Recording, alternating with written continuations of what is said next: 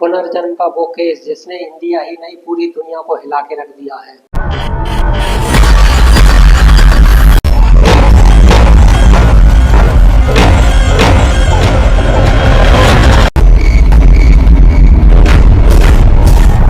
दोनों हाथ उठाकर हवा में ऐसे कर लिए जैसे कोई आसमान से बुला रहा हो। जोर जोर से सांस की आवाज इस तरह आने लगी जिस तरह किसी का दम घुट रहा हो।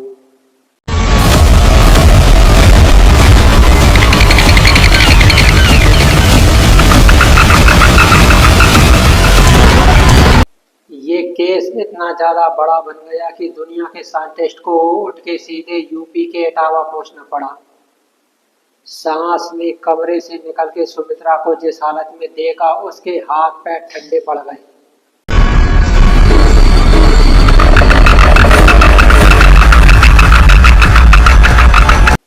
सांस और नब्ज चेक करने के बाद भी वो जिंदा कैसे हो सकती है।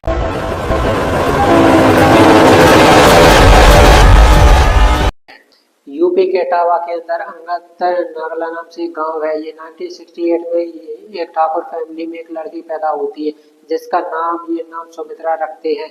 जिसका नाम सुमित्रा पैदा हुई थी, किसी ने सपने में नहीं सोचा था कि आगे चल के इसी सुमित्रा के रील कॉम्बिनेशन पुनर्जन्म को लेकर दुनिया भर में साइंटिस्ट, यूनिवर्सिटी ऑफ वर्जीनिया, किम university of North of Columbia, इन सबको अपनी यूनिवर्सिटी को छोड़कर यूपी के छोटे से गांव तक आना पड़ेगा।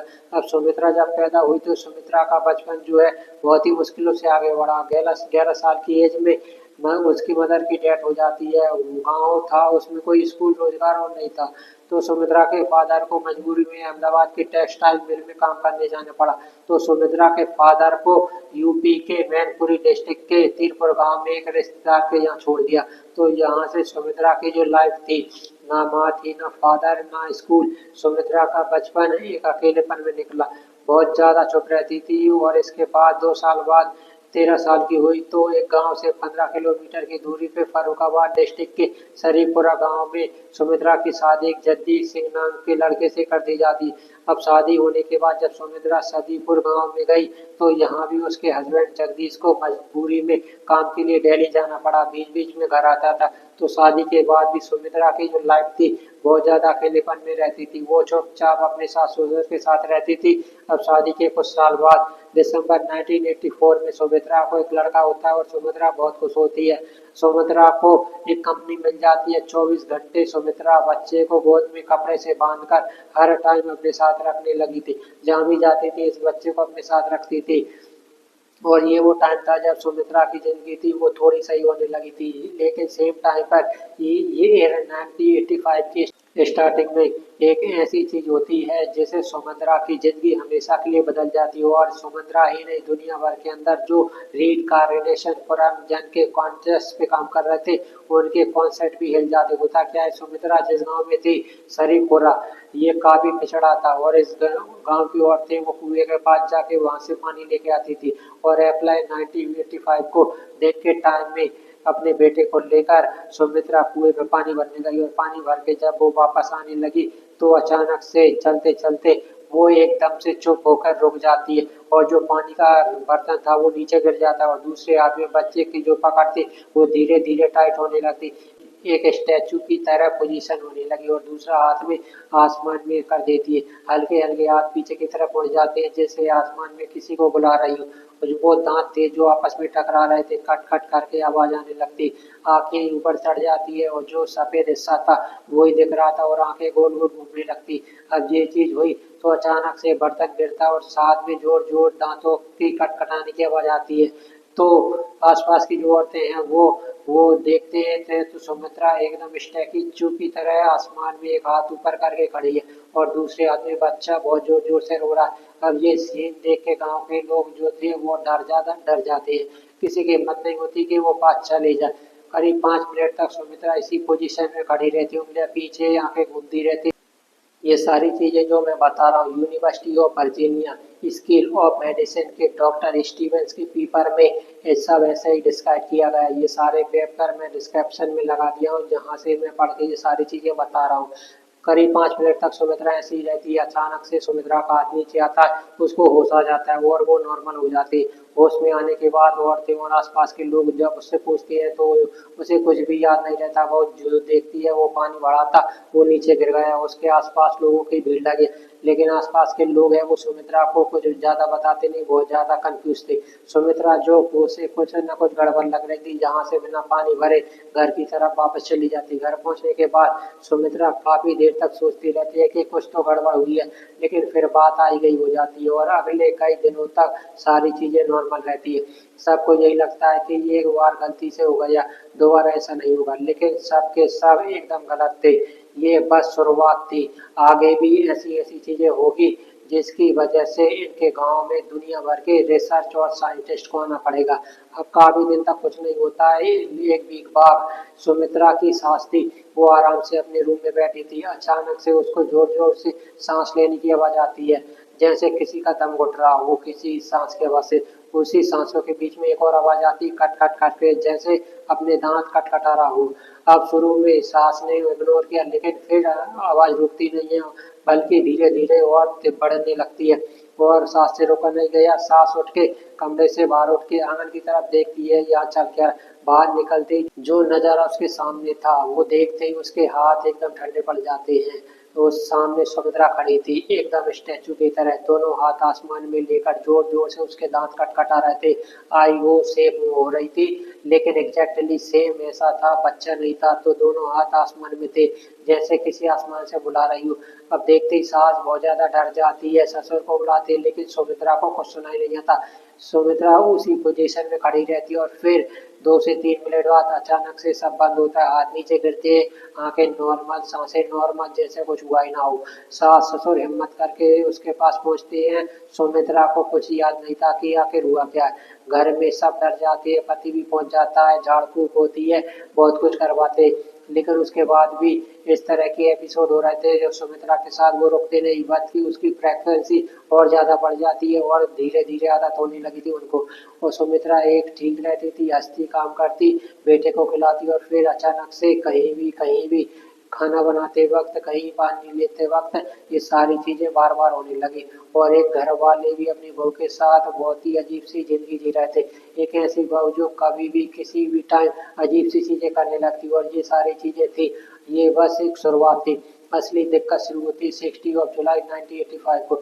इस दिन भी बैठे बैठे सुमित्रा के साथ सेम चीज स्टार्ट होती है, हवा में हाथ, दांत खटखटाना, आंखें घूमना, जैसे पहले हुआ था। लेकिन इस बार जो एपिसोड हुआ, तो होते होते बीच में सुमित्रा ने दांत खटखटाते वक्त उसी के बीच में बोला कि आज से 3 दिन बाद, यानी 90 जुलाई 1985 को मैं मर जाऊंगी। अब जैसे ही सुमित्रा के घर वाले ये बोलते सुनते हैं तो बहुत ज्यादा डर जाते हैं। और जब कुछ मिनट बाद सुमित्रा नॉर्मल होती है, तो घर वाले भी सुमित्रा को बताते, तुमने बोला कि 3 दिन बाद मर जाओगे। और ये चीज सुन के सुमित्रा नॉर्मल होती है, वो भी डर जाती है। अब यहाँ से सबको कंफ्यूज हो जाते हैं कि अगले 3 दिन बाद हुआ क्या। अब इसके बाद अगले 2 दिन जो थे वो तो एकदम नॉर्मल रहते हैं, कुछ भी नहीं होता है। और फिर इसके बाद डेट आती है 19 जुलाई। ये डेट प्रेडिक्ट करी थी सुमित्रा ने कि वो मर जाएगी। इस दिन होते ही सुमित्रा बहुत डरी थी।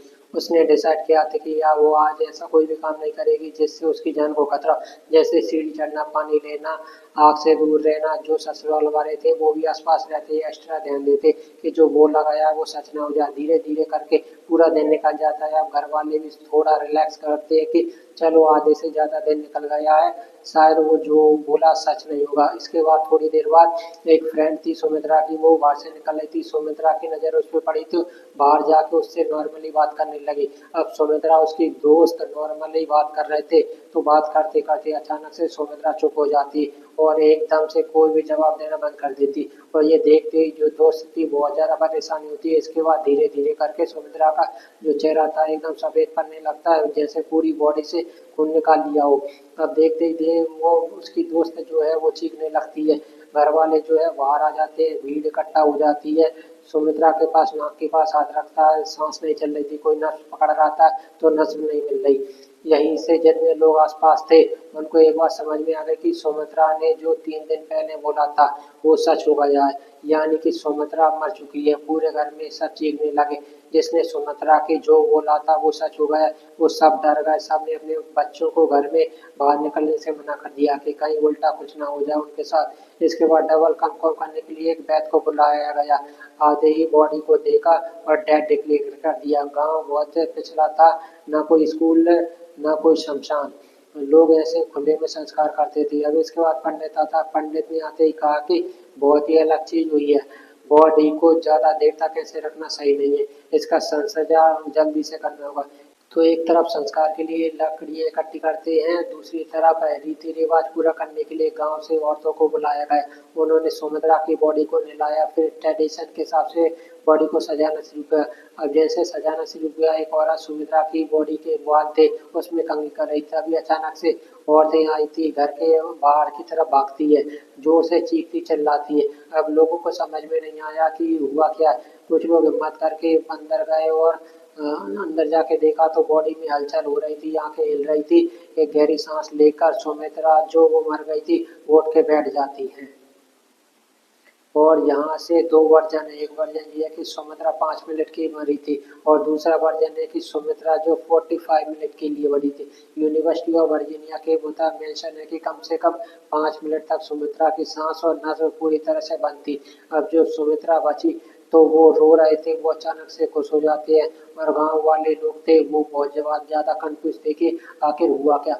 इसके एक दिन तक तो सुमित्रा गुमसुम रहती है और फिर अगले दिन उठ के सुमित्रा ने जो साड़ी पहनी थी उसकी हटके साड़ी पहनती है, जो नॉर्मल सिंपल पहनती थी उसकी जगह पे हील्स वाले सैंडल पहनती है। इसके बाद बोलती है मुझे अपने बच्चे और रिंकू और टिंकू से मिलना। पाती और फैमिली वाले आसपास आने की कोशिश करते उन्हें धक्का देती है। ना अपने पति को पहचाना, ना सास ससुर को, ना ही अपने बच्चे को पहचाना, और सबको दूर करके एक ही बात कहती है कि मैं कोई सुमित्रा नहीं हूँ, मेरा नाम सेवा त्रिपाठी है, मेरी शादी दिव्यापुर में हुई थी, मेरे 2 बच्चे हैं, मुझे बस उनसे मिलना किसी भी हालत में। अब शुरू में सुमित्रा के घर वाले सोचते हैं कि सदमा लगा, इसकी वजह से मानसिक संतुलन जो खराब हो गया है तो कुछ दिन में ठीक हो जाए, लेकिन ऐसे करते करते 3 महीने हो जाते और इन 3 महीनों में सुमित्रा जो थी अपने आप को सेवा ही बोल रही थी। और जो सुमित्रा पढ़ी लिखी नहीं थी वो एक लेटर लिख के पोस्ट करती रहती थी। घर जो था उसमें कोई पढ़ा लिखा नहीं था तो किसी ने ध्यान नहीं दिया। अब जो सारी चीजें चल रही थी, सुमित्रा अपने आप को सेवा कह रही थी और वो मान नहीं रही थी कि उसका बच्चा है। ये वो कहानी थी, आसपास के गांव थे वहां तक पहुंचने लगी। और इसके कुछ दिन बाद 20 अक्टूबर 1985 को एक आदमी सुमित्रा के गांव सरीपुरा में आता है और गांव में पहुंचते ही गांव के जो लोग थे उनसे सुमित्रा का जो केस हुआ था उसके बारे में डिस्कस करता है और पूछता है कि सुमित्रा का घर कहाँ है। और वही आदमी सुमित्रा के घर पहुंचता है और सुमित्रा का जो पति था वो मिलता है। घर से पहुंचते ही वो आदमी कहता है कि मेरा नाम राम सिंह त्रिपाठी है, मैं दिव्यापुर से आया हूँ और मैं कॉलेज में लेक्चरर हूँ और कई दिनों से आपके यहाँ से लेटर आ रहे हैं और यहाँ की स्टोरी सुनी है कि इसी वजह से मैं आपसे मिलने आया। अब ये बात कर रहे थे तो अंदर से सुमित्रा आवाज सुन के बाहर निकलती है और राम सिंह त्रिपाठी को देखते ही उसकी तरफ दौड़कर पापा पापा कह के उसे गले लग जाती है, रोने लगती है कि मैं ही आपकी लेटर भेज रही थी। अब राम सिंह त्रिपाठी है जो सारी चीजें देख के कंफ्यूज हो जाता है कि लड़की को तो मैं पहचानता नहीं हूँ, ये है कौन। सुमित्रा कहती है कि मैं आपकी बेटी सेवा हूँ। राम सिंह त्रिपाठी कहता है कि अगर तुम मेरी बेटी सेवा हो तो मेरी कुछ चीजों का जवाब दे दो जो मेरी बेटी सेवा को ही बताती। उसने सुमित्रा की कई चीजें पूछी। शिवा के घर के क्या क्या नाम है, सुमित्रा कहती है अरुणा और शिव शंकर, दोनों सही निकलते हैं। एक पीली साड़ी के बारे में पूछता है, उसके बारे में भी उसको पता था, और एक घड़ी और उसका बॉक्स था उसको भी सही से डिसाइड करती है। सेवा का मामा कहाँ पैदा हुए थे, शुरू में कंफ्यूज होते उसके बाद वो भी बताती थी। 2 कॉलेज है, सेवा ने वहां से पढ़ाई करी थी, अनपढ़ होने के बाद भी सुमित्रा ने दोनों कॉलेज की डिटेल बता दी। वो ऊपर से पढ़ी लिखी न होने के बावजूद भी वो लेटर लिख रही थी। इसके बाद रामकृष्ण त्रिपाठी ने एक एल्बम निकाली। सबसे पहले उसने 18 साल पुरानी फोटो निकाली। वो फोटो इतनी पुरानी थी कि सुमित्रा पैदा भी नहीं हुई थी। उस फोटो के अंदर 6 लोग थे। सुमित्रा एक-एक करके सबको पहचानती है कि ये मम्मी है, ये दादी है, ये मैं खुद शिवा हूँ। 6 में से 6 सही पहचानती हैं। ऐसे बैक टू बैक 8 फोटो और निकालते राम से त्रिपाठी, जिसमें 17 चेहरे थे। 1-2 लोगों को, बाकी सबको पहचान लिया उसने। और इसके बाद एक आखिरी फोटो आती है, जिसको देखकर सुमित्रा एकदम से चुप हो जाती है और बहुत तेज तेज सांस लेने लगती। राम से त्रिपाठी दोबारा पूछती है कि अगर तुम मेरी बेटी सेवा हो तो बता ये कौन है। और बहुत बार पूछने के बाद सुमित्रा तेज तेज रोते हुए कहती है कि ये मेरी ननद रामा कांति है। इसने 1985 को मेरे सर पे ईंट मार के मुझे मार दिया था। अब ये लाइन जैसे ही राम से त्रिपाठी सुनता है, वो सबके सामने उठ के कहता है कि ये सही कह रही है, ये सुमित्रा नहीं, यही मेरी बेटी सेवा है। अब ये लाइन सुनते ही घर वाले जो है बहुत ज्यादा शौक हो जाते हैं। बात आसपास पहुंच जाती है, गांव के लोग भी घर के पास इकट्ठा होते हैं। पूरे गांव के चेहरे पे एक ही क्वेश्चन था कि आखिर ये सेवा है कौन। और यहीं से राम से त्रिपाठी सही सारी कहानी बताना शुरू करते। 24 अक्टूबर 1962 को सेवा जो है वो राम सेठी त्रिपाठी के घर पैदा हुई थी। राम सेतु त्रिपाठी कॉलेज के लेक्चरर थे। सेवा ने होम इकोनॉमी बीए किया था। उस टाइम पे बहुत बड़ी बात थी। और सेवा जो अब 18 साल की थी, उसकी शादी जो है फरुखाबाद के दिव्यापुर में एक छेदी लाल के नाम से कर दी जाती है। और इसके बाद सेवा के 2 बच्चे होते, रिंकू और टिंकू। लेकिन शादी होने के बाद सेवा और उसके ससुराल वाले के बीच में बहुत ज्यादा झगड़े स्टार्ट हो गए थे। एक तो सेवा पूरे घर में अकेली पढ़ी लिखी थी, उसकी वजह से थोड़ा डाउट फील करते थे। और सेवा के फादर जो थे उन्होंने दहेज कम दिया था, इसकी वजह से सेवा से वो सारे घर वाले लड़ते थे। ऐसे ही घर के अंदर लड़ाई चल रही थी। 1985 को वो सेवा के जो मौसा थे ब्रज पाठक, उसके ससुराल में एक ऐसे सेवा से मिलने आते। उसी टाइम पे सेवा के घर पे लड़ाई हुई। वो सेवा बहुत जोर से रो रही थी। सेवा के मौसा जो है बीच बचाव करते, काफी देर तक बहस होती। सेवा के मौसा चले जाते तो दोबारा से लड़ाई इतनी बढ़ जाती कि सेवा की ननद थी रामा कांति, वो सेवा के सर पर ईंट मार देती है और उसकी वहीं पे जान चली जाती है। उसके बाद ये लोग सेवा की बॉडी वहीं पे पास में रेलवे स्टेशन के पास रेलवे ट्रैक पे रख देते और नेक्स्ट डे 19 अक्टूबर को ससुराल वाले को कह देते कि सेवा ने ट्रेन के आगे आके अपनी जान खुद ले ली है। लेकिन गांव के जो लोग थे वो इस बात पे यकीन नहीं कर रहे। उनको शक हो रहा था कि ये फैमिली झूठ बोल रही है, क्योंकि कुछ लोगों ने रात में सेवा के ससुराल वालों को स्टेशन की तरफ जाते देखा था। और ऊपर से एक ट्रेन के ट्रैक पे एजेंट पड़ी थी, वो बेड कोई बॉडी का पार्ट नहीं कटा था। सेवा के मौसा के पाठक ने नोटिस किया था कि सेवा की बॉडी पे से एक चोट थी, बाकी पूरी बॉडी सही थी। इसी वजह से मौसा ससुराल वालों को रोक रहे थे जब तक उसके फादर नहीं आते। सिर्फ 4 घंटे की बात है, तब तक जो क्रियाक्रम है वो मत करो। लेकिन ससुराल वालों ने बिना वेट की बॉडी को जला दिया। जब तक सेवा के फादर पहुंचे, उनकी बेटी का सारा क्रियाक्रम हो चुका था। यहीं से राम सिंह त्रिपाठी और पुलिस में कंप्लेंट की। सेवा के पति ससुर को पुलिस उठा के गिरफ्तार कर लेती है। बहुत देर तक जांच चलती है, सबूत नहीं मिलते तो पुलिस को छोड़ना पड़ता है। सेवा के मरने के बाद ठीक 2 महीने बाद 19 जुलाई को सुमित्रा की एक दूसरे गांव में डेथ हो जाती है 5 मिनट के लिए। और उठने के बाद वो अपने आप को सेवा बताती है। सुमित्रा पढ़ी लिखी नहीं थी, वो लेटर लिख रही थी। यहीं से इस केस की जो न्यूज थी हर तरफ फैलने लगती है। Investigators strange reincarnation, document authentic, alleged liars, following the investigator.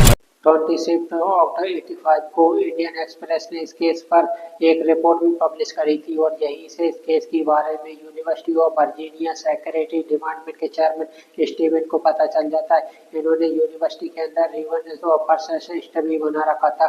ये डिपार्टमेंट 50 साल से 2500 साल से पुनर्जन्म के केस थे, उन पर रिसर्च कर चुका था। इसके बाद सेम टाइम पे साइंटिस्ट निकोलस मिकलिन यूनिवर्सिटी वर्जीनिया में साइकोलॉजी के प्रोफेसर थे, वो भी इस केस में जुड़ जाते हैं। स्टीवंस और निकोलस के पास पहुंचता है ये केस। वहीं दूसरी तरफ इंडिया के अंदर डॉक्टर सदवन जो National Institute of Mental Health यूनिसाइड की क्लिनिकल साइकोलॉजी के हेड थी, उनके पास भी पहुंच जाता है। और सारे लोग मिलकर इस केस इस पेशेंट के ऊपर लग जाते। सब ने एक साथ मिलकर नवंबर 85 से अक्टूबर 87 तक सुमित्रा और सेवा के अंदर दिन रात मेहनत करके इन्वेस्टिगेशन किया। इन लोगों ने इटावा, बेनपुरी, फरुखाबाद, हरदोई, इन सब जगह जाकर लोगों को ढूंढा। अखबारों की जो पुरानी रिपोर्ट थी जब ये केस हुआ वो निकाल ली, जो फोटो सुमित्रा ने पहचानी थी उसे भी खुद जा जाके टेस्ट किया।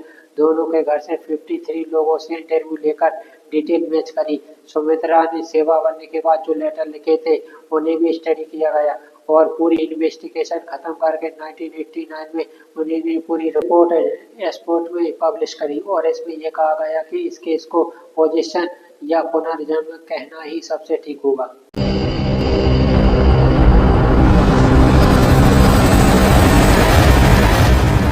इसके साथ साथ एक और रिसर्चर थे जेम्स मेट्रो, इन्होंने इस केस को रिप्रेशन रीइंकार्नेशन कहा। ऐसा केस ऐसा किसी शरीर में एक आत्मा दूसरी आत्मा को परमानेंटली रिप्लेस कर दे। यह बात यहाँ भी नहीं रुकी।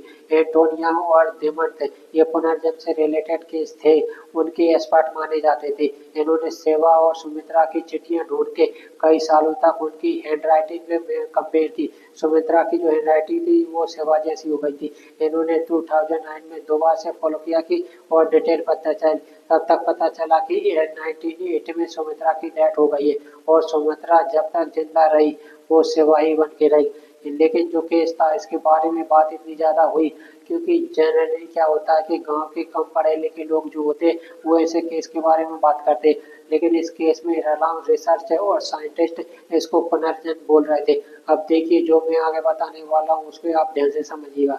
साइकोलॉजी में कॉन्सेप्ट है प्राइमरी इफेक्ट, जो इफेक्ट पहले आ जाते हैं वही सच लगने लगते और यही इस कहानी की सबसे बड़ी ताकत है। ये कहानी इसलिए फेमस हुई कि ये कहानी के फैक्ट्स साइंटिस्ट और रिसर्च के फैक्ट थे जो चुपचाप आपको पुनर्जन्म के कॉन्सेप्ट की तरफ ले जाते हैं।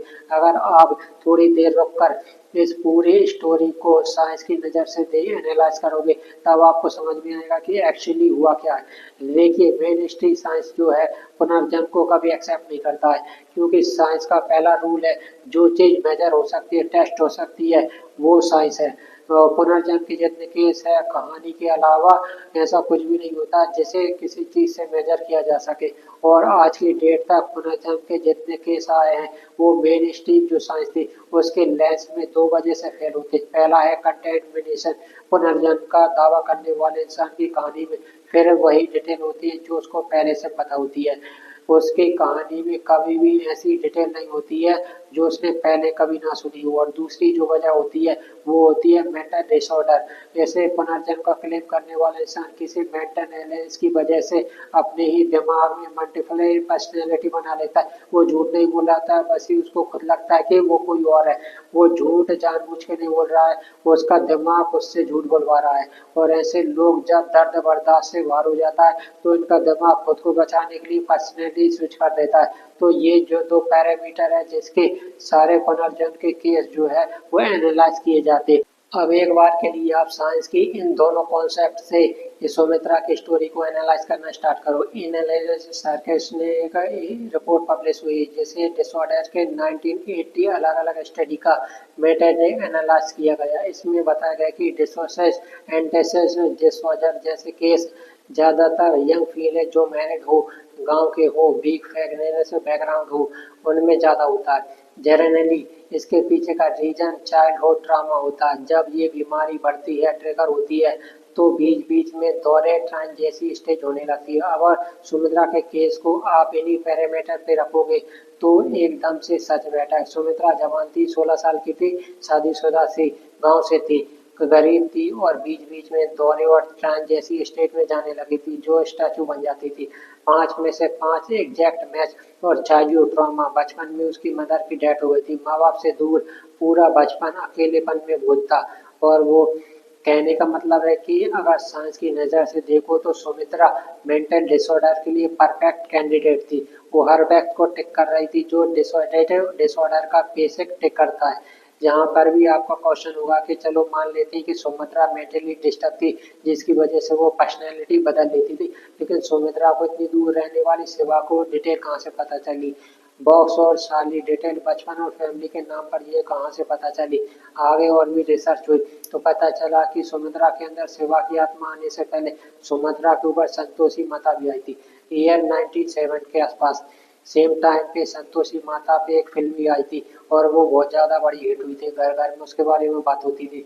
यानी सुमित्रा को वही दे दिया जिसका उस दौर में सबसे ज़्यादा क्रेज था।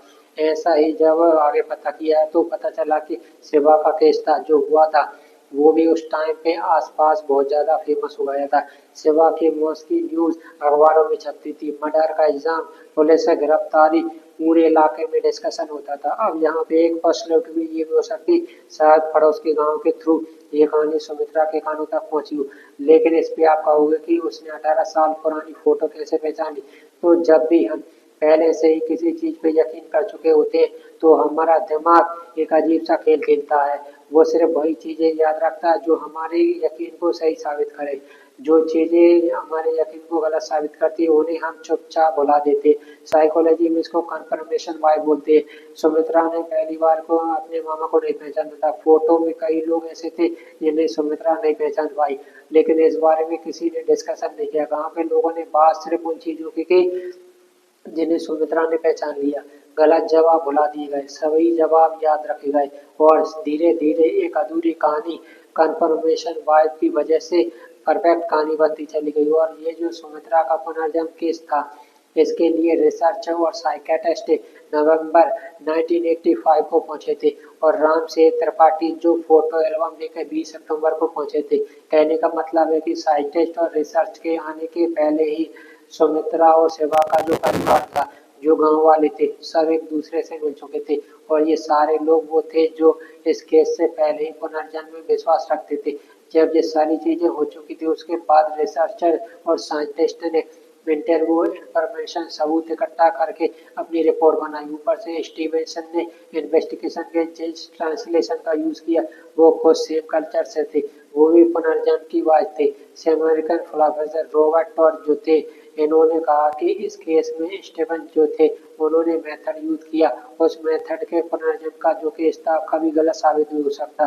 स्टीवेंस का जब भी कोई पुनर्जन्म की कहानी मिलती थी वो उनको कंफर्म करने के लिए कोशिश करते थे और जो केस कंफर्म नहीं होते थे वो पुनर्जन्म के खिलाफ सबूत नहीं बनता था, बस इग्नोर हो जाता था। सबसे बड़ी बात जो थी सुमित्रा मरी थी और फिर शिवा बन गई थी और अगर वो मर गई थी तो वो लौटे कैसे, मरा हुआ इंसान जिंदा कैसे हो सकता है। तो जो रिसर्चर इस केस के बारे में लिख रहे थे वो अपनी रिसर्च पेपर में मरने के बारे में लिख रहे थे, सब चीज मेंशन करती थी, लेकिन इसका जवाब किसी ने ढूंढने की कोशिश नहीं की कि एक मरा हुआ इंसान जिंदा कैसे हो सकता है। जब सुमित्रा मरी तो उसको किसी डॉक्टर ने डेड डिक्लेयर नहीं किया था क्योंकि गाँव में कोई डॉक्टर था ही नहीं और जो विश्वास नाम का एक वैद्य आया था सुमित्रा को चेक करने की या वो मरी है या वो कोई डॉक्टर नहीं था, वो ससुराल वालों का कोई जान पहचान का था जो खेतों में काम वगैरह करता था। जर्नलिस्ट बॉब सुगर ने अपनी पॉप में लिखा कि गाँव में चल के गाँव वालों से पता चला कि सुमित्रा के शिवा की आत्मा रहे। ठीक पहले सुमित्रा अपने पति के साथ 1 साल के लिए दिल्ली भी गई थी। इसके साथ अपने कजन के पास रामायण भी पढ़ना सीखा और कुछ लेटर भी लिखने सीखे, शायद वहीं से लेटर भी लिखना सीख लिया हो। ये कहानी जब मेरे सामने आई तो 1 मिनट की मेरे दिमाग में भी क्वेश्चन उठा कि ये रिसर्चर जो है पुनर्जन्म की कहानी को बैक कैसे कर रहा है। लेकिन फिर साइंटिस्ट की रिसर्च वगैरह पढ़ के सब चीज़ों को एनालाइज करके कई लेयर में इस स्टोरी को देख के समझा तो एक ही चीज़ समझ में आई कि पुनर्जन्म असल में एक कॉम्प्लेक्स प्रोसेस से बना होता है, एक कॉन्सेप्ट है। चाइल्डहुड ट्रॉमा, आइसोलेशन, एस्केप ढूंढना, ये सब चीज़ें मिलकर कभी इंसान को बैक ट्रैक डालती है और कई केस में एक नई पर्सनैलिटी लेने के लिए मजबूर करती है। लेकिन इंडिया के कई गाँव में, इनफैक्ट शहर में भी कई एरिया ऐसे हैं जहाँ ऐसी चीज़ों पे भरोसा कर लेते हैं जिनका कोई भी साइंटिफिक बेस नहीं है। एक जरूरी है कि जब भी ऐसा कोई हमारे केस सामने आए तो हम चीज़ की लेयर निकाले, जड़ तक जाएं, ना कि आंख बंद करके भरोसा कर ले। वीडियो कैसा लगा नीचे कमेंट सेक्शन आपका इंतजार कर रहा है। Thank you.